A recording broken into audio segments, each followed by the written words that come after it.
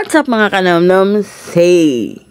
Hindi tayo mag-food review ngayon, pero this time, itatry natin yung nagva-viral, nagtitrending na wax candy. So kung hindi kayo familiar dun sa wax candy, panoorin nyo lang tong full video na to para makita nyo yung reaction natin dito.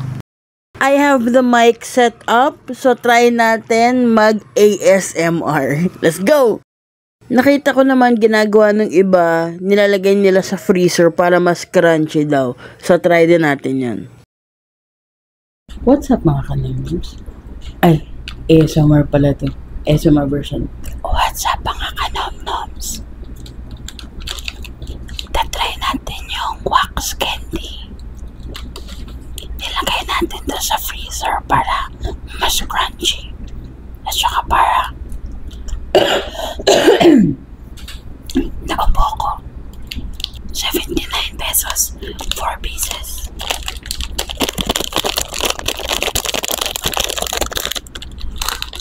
I'm not used to doing ASMR. Dalawa yung flavor niya. Isa nito. Yan. Makikita niyo ba?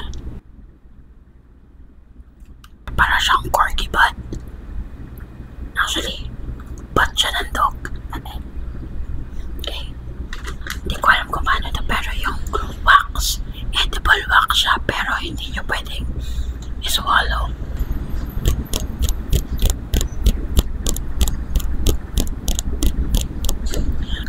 Kinakabahan ako.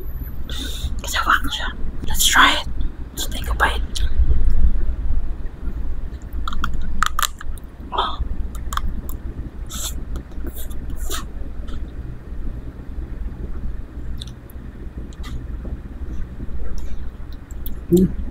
Lasa siyang green apple na maasim-asim.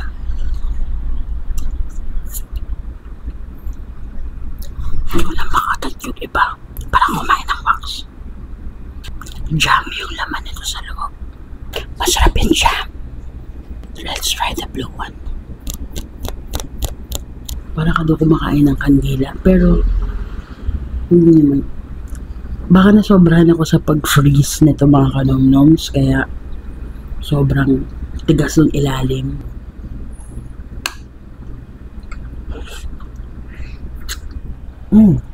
This one's better. Tignan niyo mga kanomnoms. Mas namuo siya.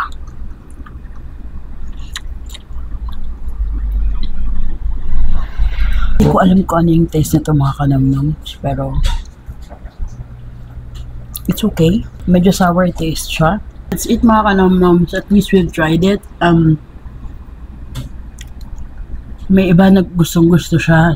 Masarap yung jam niya sa loob. That's what I can say. Pero it's not for me. Hindi naman siya wow. Hindi rin siya meh. Pero may enjoy din naman ng iba to. Pero for me, it's not for me. So ilang mga kanomnoms, at least na-try natin yung wax candy. Medyo nalalasahan natin yung remnants ng wax dito. Yeah. Ayan. Ayun lang mga kanomnoms. Bye! See ya! Peace!